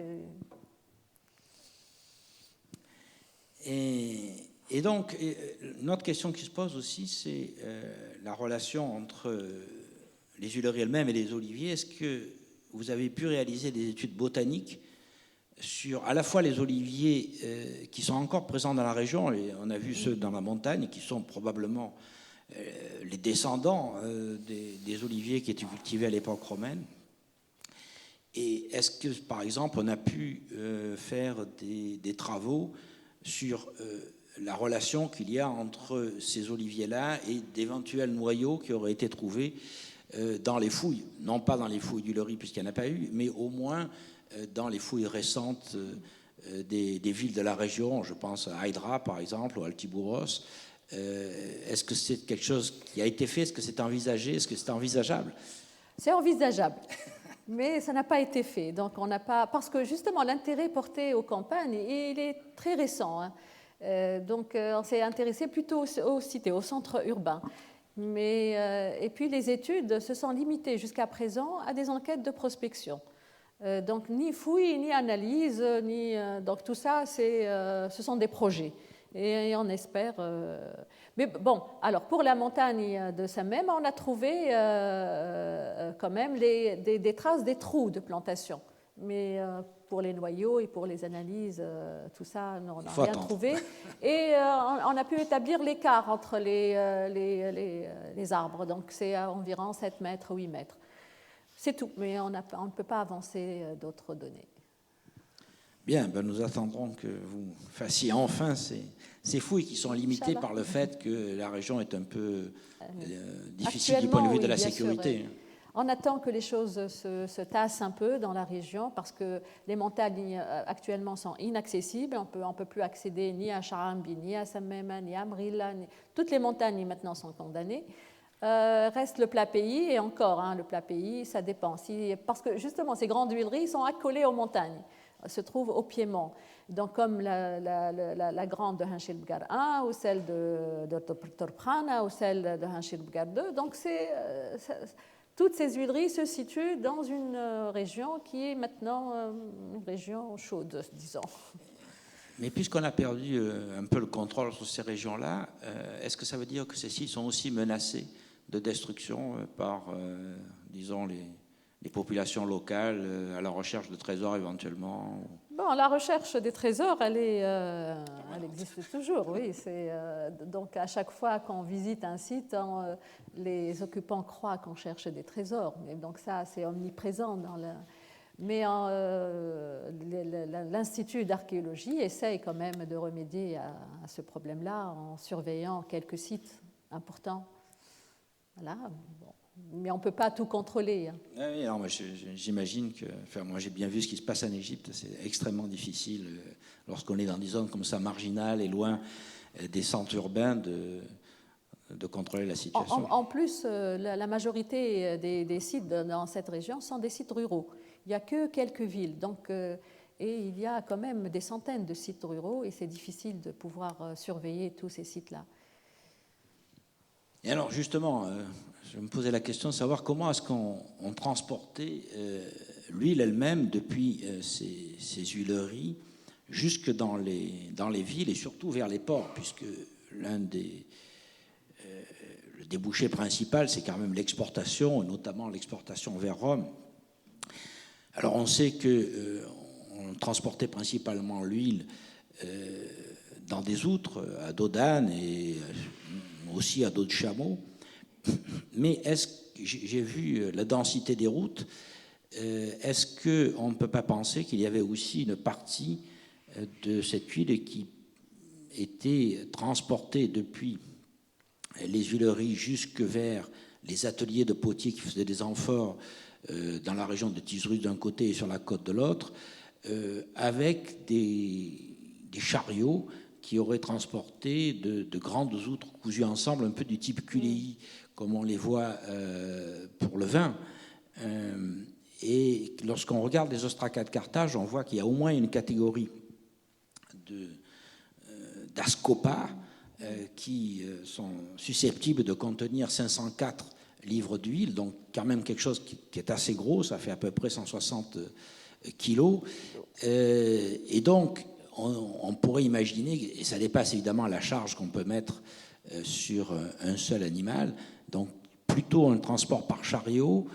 Est-ce que de ce côté-là, vous avez quelques idées sur justement ce circuit entre l'huilerie et la mise en bouteille, je veux dire, en tout cas la mise en amphore sur les côtes? Alors, pour la région des Hautes-Steppes, on n'a pas trouvé jusqu'à présent des dépotoirs, donc d'amphores. Donc, on sait déjà que le transport ne se faisait pas par amphore. Donc, on peut envisager justement le transport par chariot. Mais on n'a pas d'éléments. On n'a pas d'éléments pour le dire d'une manière tranchée. Pour le moment, c'est une hypothèse. Donc, vu la grande densité des routes, quand même, les routes qui reliaient les Hautes-Steppes au nord, vers Carthage, et puis aussi à l'est, vers les ports du Sahel. Donc, c'est envisageable. Je pense que c'est même l'explication la plus plausible. Et donc, vous envisagez qu'une partie de l'huile va au nord vers Carthage, donc les ostracas de Carthage en seraient l'illustration, et une autre partie suivrait la route Sufetula-Sufès vers Tisrus et les ports du Sahel, Salakta, etc.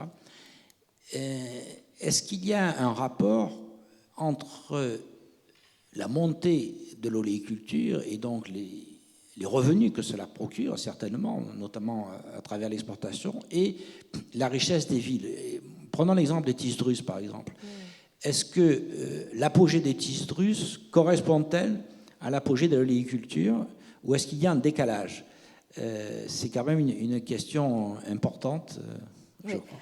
Alors pour Tisdrus, ça c'est la grande question, parce que Tisdrus, comme vous le savez, a connu la grande révolte de 138, donc la révolte de Tisdrus.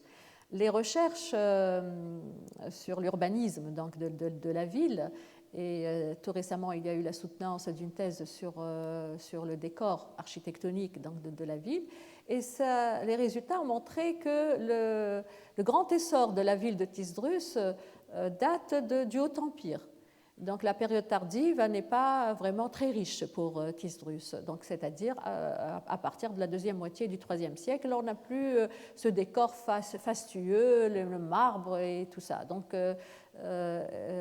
l'histoire de la ville de Tisdrus était liée, donc le grand faste de la ville est lié à la commercialisation de l'huile au Haut-Empire.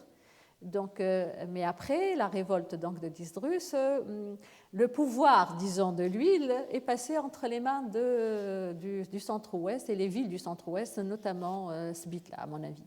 Donc, Tisdrus est resté peut-être un centre de collecte et d'acheminement du produit vers les ports. Et on trouve, parce que dans les environs de la cité de Tisdrus, les ateliers de fabrication d'amphores. Donc, à mon avis, le rôle de Tisdrus dans la grande activité, disons, de l'agriculture s'arrête ou faiblit, disons, à partir de la moitié du IIIe siècle. Voilà. Oui, j'entends bien. Donc, je vois mal comment, si Tisdrus gardait un rôle dans la collecte de l'huile, elle n'en aurait pas profité. Donc ça veut dire qu'évidemment, si elle n'en profite pas, son rôle a fortement diminué.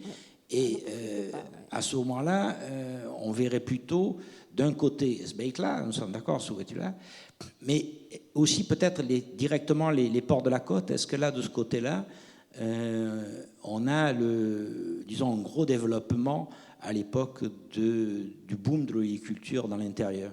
Est-ce que c'est une question que vous avez étudiée?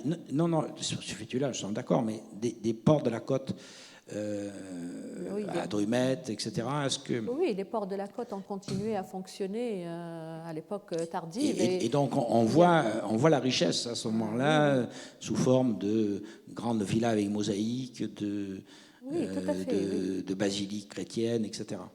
Alors les basiliques chrétiennes, c'est plutôt le lot de la région des Hautes-Steppes, justement. Donc c'est le plus grand nombre de basiliques relevées, c'est dans la région des Hautes-Steppes. Et cela montre justement la richesse de cette région-là. Parce que ce sont donc l'étude de Lepelé qui a un peu montré la permanence de l'activité municipale. Mais bon, ce n'était pas réellement une grande activité municipale. La grande activité, comme l'ont montré les travaux de recherche de l'équipe de Hydra et de Spitla, donc M. Barat est là, donc il peut aussi nous éclairer sur ce sujet. Mais le grand nombre de constructions dans la région des Hautes-Steppes, c'est justement les basiliques qui sont très riches, très nombreuses et de toutes les qualités, entre guillemets. Mais pour les centres urbains du Sahel, ces centres ont continué à fonctionner, mais en tant, surtout pour Selectum et pour Adrumetum, comme port d'exportation, d'expédition. Il y a eu l'étude de Bonifay qui a aussi un peu montré quels sont les produits exportés, dans quel type d'amphore, etc. Donc, la dynamique commerciale, économique, a continué à être forte à l'époque tardive, mais la région qui était la plus riche, disons, à cette époque-là, c'était les Hautes-Steppes.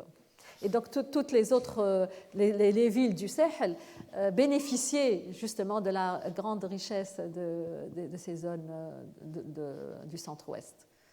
À propos des amphores, je suis frappé par le fait que, alors qu'on a une certaine standardisation de l'exportation, enfin, des amphores qui servent à l'exportation de l'huile, au cours des 1er au 3e siècle, voire au début du 4e siècle, avec d'une part les Ostia 59, puis les amphores africains, la Révolution, on a l'impression qu'au moment où il y a cette extraordinaire standardisation et production dans les Hautes-Steppes, on a au contraire une multiplication des types d'amphores. Il y en a au moins 4 qui me viennent à l'esprit. Alors qu'on se serait attendu justement à ce que la standardisation affecte aussi la distribution. Donc là, il y a une question sûrement à creuser sur le problème des circuits commerciaux. Qui tient les circuits commerciaux? Comment ça se passe? Est-ce que chaque région ou chaque micro-région essaye de s'imposer avec son type d'amphore? C'est une question que vous devriez certainement étudier. Mais puisqu'on en vient aux questions de standardisation, il y a vraiment quelque chose qui me frappe dans ce développement de l'oléiculture massive et qui a fait l'objet d'investissements considérables dans votre région, c'est le fait que nulle part, alors qu'on a cette standardisation formidable, nulle part j'ai vu qu'on ait utilisé des pressoirs à vis, en tout cas des pressoirs à levier et vis. Or, c'était une innovation majeure qui se diffuse dès le 1er siècle en Espagne, donc dans une autre grande région de production d'huile. Et j'avoue que j'ai un peu de mal à comprendre pourquoi, lorsqu'il y a eu ces investissements massifs, une technologie qui était bien connue et très largement diffusée depuis déjà au moins un siècle et demi, voire 2 siècles, n'a pas été employée. On ne peut même pas dire que ce soit un problème écologique. J'y ai pensé un moment parce qu'on se dit, oui, bon, on est dans le sud de la Tunisie, il n'y a pas assez d'arbres, etc. Mais ce n'est pas le cas, puisque nous sommes dans les montagnes. Il y avait sûrement un couvert forestier important. D'ailleurs, c'est une question qu'il faudrait voir. Est-ce qu'il y a eu des études anthropologiques qui donnent une idée du couvert forestier? Bon, enfin, il faudra répondre après. Mais donc, le bois y était. Il en fallait de toute façon pour faire ces grands pressoirs à levier. Pourquoi on n'a pas utilisé de vis, qui n'était quand même pas une technologie particulièrement difficile, et j'ai du mal à imaginer qu'on n'ait pas été capable d'importer des spécialistes d'autres régions qui ne sont pas si loin. C'est très répandu en Espagne, c'est très répandu en Italie, on en a en Mauritanie Tangitane. Là, j'avoue que je n'arrive pas à comprendre que à la fin du IIIe siècle, dans cette région qui va de la Tripolitaine à la Byzacène, on n'ait pas utilisé une technologie qui était quand même nettement meilleure que les vieux systèmes à pressoir et treuil. Et donc là, est-ce que tu as une explication à cette question qui nous agite depuis longtemps? Donc une explication, non, mais on peut donc essayer d'expliquer au moins. Donc c'est vrai que c'est une question qui se pose, mais on sait que le système d'exploitation dans le centre-ouest tunisien correspond au système de la Tripolitaine. Est-ce que les vis, le système des pressoirs à vis existait en Tripolitaine? À ma connaissance, non. Et donc, les pressoirs, les huileries et les jumelles sont calqués, entre guillemets, sur ceux de la Tripolitaine. Donc, et puisque ça marchait, ça fonctionnait très très bien, la capacité de production était bonne, était élevée, et il y avait toutes les qualités de l'huile, etc. Donc je pense que la nécessité ne se faisait pas sentir, et on s'est arrêté là. Bon, voilà, on essaye d'expliquer, mais... Ma chère, ça s'appelle dégager en touche, ça.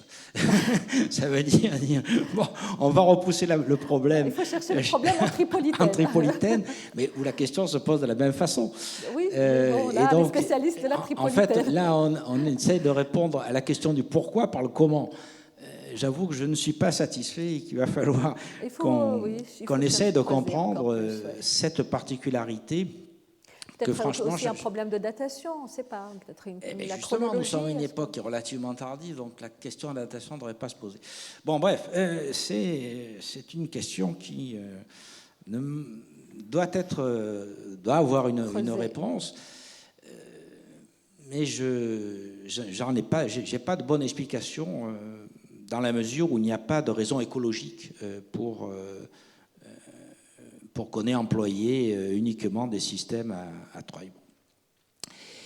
Et d'ailleurs, la question que je me posais, c'était est-ce que vous avez pu faire, dans les fouilles récentes, des analyses anthropologiques qui nous donneraient une idée des essences de bois qui étaient disponibles dans les forêts, quoi. Est-ce que dans la région, est-ce qu'on sait s'il y avait du pin, du chêne Actuellement, mais on n'a pas des analyses et des recherches n'ont pas été faites. Mais on sait que la couverture végétale, elle est constituée de chênes verts, de jujubiers, de l'éolentisque, donc sur les hauteurs, sur les montagnes, quoi, sur le Chimbe, le Samem, toutes les montagnes. Mais donc, sur l'Antiquité, une couverture végétale assez dense quand même. Pardon. Sur l'Antiquité, nous n'avons pas encore de données disponibles. Donc il va falloir vraiment fouiller sérieusement. Justement, donc les travaux, comme je vous l'ai déjà dit, se sont limités à des enquêtes de prospection. Donc c'est un champ maintenant qui s'ouvre devant les jeunes chercheurs et c'est à eux maintenant de compléter nos connaissances et d'approfondir la recherche dans la région. Alors, puisqu'on en est dans les questions techniques, je me suis aussi demandé pourquoi, mais là la réponse est peut-être plus facile, pourquoi on a très peu de moulins à meule hémisphérique et pratiquement partout des moulins à meule cylindrique avec diverses variantes. Mais moi, je ne dirais pas, comme toi, qu'il y a une grande diversité typologique. Il y a beaucoup de petites variantes, mais globalement, on a une grande unité typologique. Bon. Donc l'idée, c'est que probablement, les moulins à meule hémisphérique, qui sont principalement d'époque hellénistique et du début de l'Empire, n'existent pas dans votre région parce que l'oléiculture se développe qu'à partir, disons, du IIIe siècle avancé. Donc c'est ça qui est en quelque sorte le schéma que vous avez en tête, quoi. Le problème, c'est qu'il n'y a pas de datation précise, même pour les meules. Donc on ne peut pas les dater avec précision. Quand est-ce que ces meules ont été introduites? Donc on sait que les trapétas concernent le littoral. Elles sont antérieures donc au Moulaye Olariaï. Et pour les autres, la datation aussi précise de ce matériel n'a pas été établie.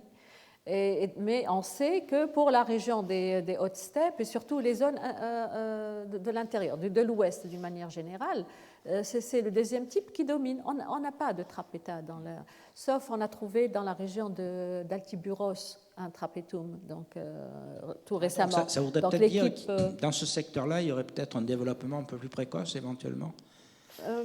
C'est un indice. C'est difficile, peut-être que la pièce a été déplacée, on ne sait pas, mais donc le gros de la. Moi, j'ai un peu de mal à penser que c'est parti de rien, donc il faut bien qu'on ait un départ quelque part. Un témoin, c'est difficile d'en tirer grand-chose. Oui, d'accord, mais c'est un indice. Il faut. Oui, c'est un indice, mais la grande concentration des meules de ce type-là dans la région des Hautes-Steppes est quand même un indicateur. Nous sommes absolument d'accord, mais oui. C'est simplement que quelque part, il faudra bien qu'on trouve les origines. Il faudrait d'abord terminer les travaux de prospection et voir ce qu'il y a dans les autres secteurs, parce que ce n'est pas terminé. Donc il n'y a que quelques feuilles qui ont été prospectées d'une manière systématique. Donc il faut terminer d'abord l'inventaire et voir ce qu'il y a, et puis après essayer de prendre des exemples, des échantillons et faire des fouilles pour dater le matériel avec précision. Ceci dit, c'est toujours difficile de dater ce matériel-là qui est indatable pratiquement. Oui, en soi, c'est indatable. Mais d'ailleurs, tu as été un peu vague, parce qu'évidemment, c'est lié au problème des prospections, sur l'emplacement de ces moulins. Parce que quand on a une huilerie comme Inchar el-Begar, ou même deux, qui ont 12 pressoirs ou 8 pressoirs, ça veut dire qu'on a au minimum 6 moulins pour alimenter, puisqu'on compte à peu près un moulin pour 2 pressoirs. Où est-ce qu'on les mettait? Parce que dans les plans que tu as montrés, on a des locaux de stockage de la pâte, d'accord, mais on ne sait pas où les moulins pouvaient être disposés. Nulle part vous avez trouvé d'emplacement où les moulins étaient en place. Ça veut dire quoi? Ça veut dire que les paysans locaux déplacent les pierres pour voir s'il n'y a pas des trésors dessous. Comment ça se passe? Alors les plateaux de broyage sont des plateaux facilement transportables. On a essayé, on a cherché vraiment, on a essayé de trouver un emplacement où s'effectuait le broyage. Mais on n'a pas trouvé un espace où il y a une concentration, par exemple une série de plateaux de broyage. On n'a pas trouvé. Donc, mais on sait que l'édifice qui dépendait de ces huileries, donc il y a des cellules qui pouvaient être comparées au réa, disons entre guillemets, mais on n'a pas trouvé un espace qui pourrait correspondre au broyage. Il faut chercher. Mais bon, l'important, c'est que ces huileries sont spécialisées dans une seule opération, c'est celle du pressurage. Donc le broyage, le lavage peut-être des olives, tout cela se faisait dans un autre espace qu'il faut maintenant identifier. Voilà. Et alors, tu nous as présenté exclusivement des installations oléicoles, et j'avoue que je n'ai pas de contestation là-dessus, mais est-ce qu'il n'y avait pas quelque part quand même des productions de vin? Bon, il y a la fameuse grande inscription des Flavii de Silium qui fait mention de vignes, mais bon, c'est un jardin funéraire, c'est un peu particulier. Est-ce qu'il y a eu une production éventuelle de vin dans la région? Et est-ce que vous en avez quelques traces, ou en tout cas quelques indices? Est-ce que vous avez l'œil là-dessus aussi? Alors, pour le vin dans la région, donc il n'y a aucune installation attestée pour la production du vin. Sauf que dans le secteur de Samem, donc on a trouvé ces huileries qui sont bien identifiées avec les jumelles et tout. Et on a trouvé à Hanchir Jaben un édifice qui pourrait correspondre à une installation vinicole, parce que là, il y a les fouloirs, il y a les escaliers, et il y a ce compartimentage, mais il n'y a pas de jumelles. Et donc, on a pensé que peut-être cet édifice pourrait correspondre à une installation vinicole. Mais bon, il faut toujours faire des analyses, des fouilles, etc. Tout ça, ce sont des résultats à partir de travaux de prospection. Mais je pourrais vous montrer si vous voulez.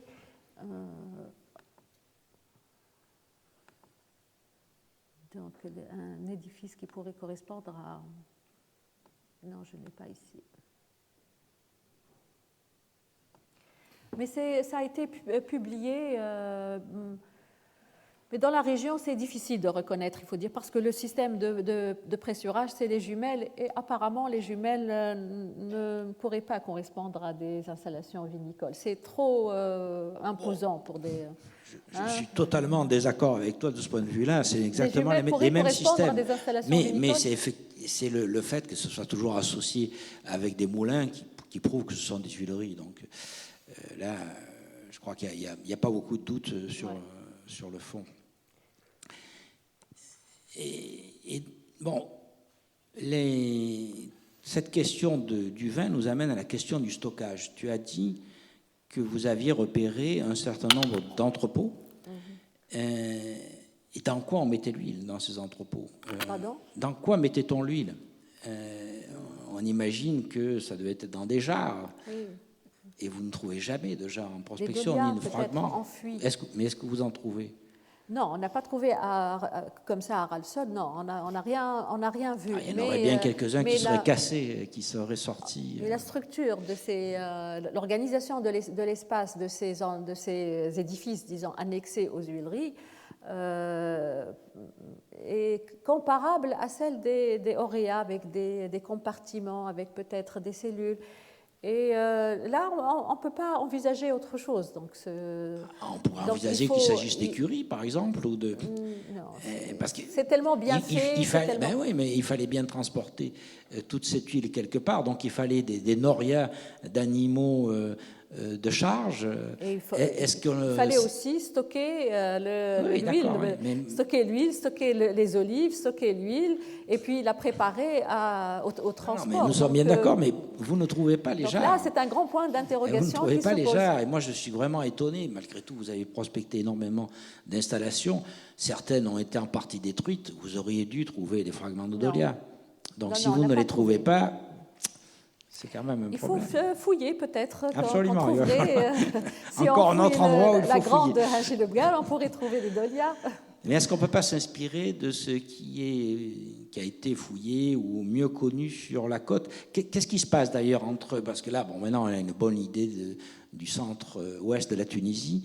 Est-ce qu'il y a eu des progrès récents sur la production du vin et de l'huile le long de la côte? C'est-à-dire dans l'arrière-pays de Salacta, d'Adrumète, etc.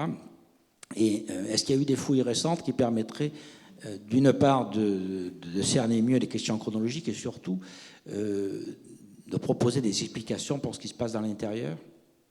C'est-à-dire des fouilles récentes. Je pensais par exemple à celle de l'Oued Khmel. Ah oui. Alors, jusqu'à présent, donc on a quelques installations qui ont été fouillées et datées, disons celle de Hanchir de Oued-Rmel, dans la région de Zarouen, qui jouait le rôle à la fois d'une installation vinicole et aussi oléicole, datable du 3e, 4e siècle en particulier, qui a été fouillée par Tahar Ghalia et publiée. Sur la côte du Sahel, on n'a pas d'huilerie ni d'installation vinicole bien conservée. Il y a quelques éléments lithiques qui ont été répertoriés par les travaux de prospection dans le cadre de la carte archéologique. Pour le Gabon, il y a l'huilerie de Hanchir Dhahk à Tekelsa, la région de Tekelsa, et ce qui pourrait correspondre à une installation vinicole. Mais à part ça, mais nulle part, on a trouvé là aussi de lieux de stockage. Non. Ça commence à poser un peu de problème. Alors les lieux justement de stockage tels qu'on les a vus dans la région des Hautes-Steppes, c'est unique. C'est propre à la région des Hautes-Steppes. On n'a pas, d'ailleurs, le plan, l'organisation de l'espace de ces huileries, les édifices annexes, ça c'est le propre de la région des Hautes-Steppes. On ne trouve cette organisation de l'espace de ces installations nulle part ailleurs. C'est propre à la région, à la dorsale occidentale. Ni au Gabon, ni dans la région de Doga. Même les travaux d'Evos n'ont pas montré la présence de grandes huileries dans la région de Doga. Il y a des huileries à petite unité, 2 donc telles que Madame Devos les a présentées dans son étude. Mais il y en a beaucoup. Il y en a beaucoup, mais il n'y en a pas de grandes. Comme à Oukimaïous, par exemple, pour les huileries urbaines de l'époque vandale. Il y en a plusieurs, mais ce ne sont pas de grandes huileries. Bon, là, c'est une autre phase. Oui, mais le nombre de pressoirs dans une huilerie, quand même, est important. Ce sont de grandes unités de production. Dans le nord, on n'a pas les grandes huileries, les usines, comme on les voit dans la région des Hauts-de-Seine. Il y en a quand même dans la partie algérienne, du côté de Soukaras, il y en a quand même quelques-unes assez grandes. Est-ce que ce sont des huileries ou bien des installations vinicoles? Donc ça, c'est le point d'interrogation. C'est le point d'interrogation, effectivement. Et puisqu'on en est donc au problème du stockage, ça m'amène un peu en amont à la question de la décantation. Donc on voit très bien que ces pressoirs se déversent dans de grandes cuves, donc certainement une grosse production. Mais comment se faisait en pratique? Comment vous imaginez que la décantation se faisait? Est-ce qu'ils récupéraient simplement avec des louches ce qui surnageait, ou est-ce qu'il y avait des systèmes un peu plus élaborés de décantation du type de ce qu'on peut voir à Mador? Et question subsidiaire, qu'est-ce qu'on faisait des margines? C'est-à-dire comment on évacuait les eaux de végétation et l'eau qu'on rajoutait? Est-ce que vous avez eu quelques idées là-dessus? Est-ce qu'il y avait des cuves qui avaient été, par exemple, vidées par des paysans qui permettraient de voir comment ça fonctionne? Oui, alors dans la région, il y a un grand nombre d'auges. Les auges et de différents types, de différentes tailles aussi. Les auges ornées d'hirondelles sont présentes donc, dans la région. On sait que les cuves qui sont dans les huileries, ce sont des cuves de réception. Ce ne sont pas des cuves de décantation. La décantation se faisait dans un espace autre, et peut-être dans des auges. Mais bon, on n'a pas trouvé des traces ni de margines, donc il faut justement faire des analyses pour en trouver. Mais on imagine un système très élaboré, parce que ces huileries sont très sophistiquées, donc tout le système qui est en rapport avec la décantation, avec le stockage et tout ça, doit être un système quand même élaboré, disons. Donc le nombre d'auges de différentes tailles et de différents types, on a des auges à un compartiment, à 2, à 3, etc. Et donc là, cela signifie que la décantation se passait dans ces auges-là. Voilà. Ah oui, ça c'est une précision tout à fait essentielle. Et donc, effectivement, ça nous ramène à toutes ces phases où on traite le liquide, pour lesquelles vous avez malheureusement assez peu de données, du fait même de la nature de la documentation que vous avez maniée. Tu disais aussi que tout le secteur, bon, vous avez beaucoup prospecté le centre-ouest, on connaît un peu la côte, et donc il y a une espèce de grand vide, un grand couloir entre les deux. Est-ce que, malgré les problèmes sécuritaires, il y a des projets en cours de prospection dans ces zones-là aussi? Les zones entre le Sahel et les hautes steppes, oui. Donc c'est les basses steppes. Actuellement, il y a des travaux, surtout de doctorants, qui prospectent donc, dans la région. Et on espère reprendre les travaux dans le cadre de la carte archéologique, parce que c'est ce qui va permettre d'avancer et de terminer au moins l'inventaire de ces zones-là. C'est parce qu'en établissant un inventaire complet, qu'on arrive à avancer et à avoir des résultats. Mais on sait que le Kérouanais, l'ouest du Kérouanais faisait partie plutôt à la région des hautes steppes. Mais l'Est, c'est plutôt le Sahel, de point de vue typologie, disons, du matériel oléicole. Voilà. Donc, mais on attend quand même les résultats des doctorants. Oui, donc de toute façon, vous travaillez sur ce secteur-là de façon intense, qui permettra d'avoir une vision beaucoup plus homogène de la situation que ce que nous avons à l'heure actuelle. Oui, il faut terminer la région qui va jusqu'à Sidi Bouzid, donc au sud de la région des Hautes-Steppes, au sud-est, et aussi voir ce qu'il y a du côté algérien.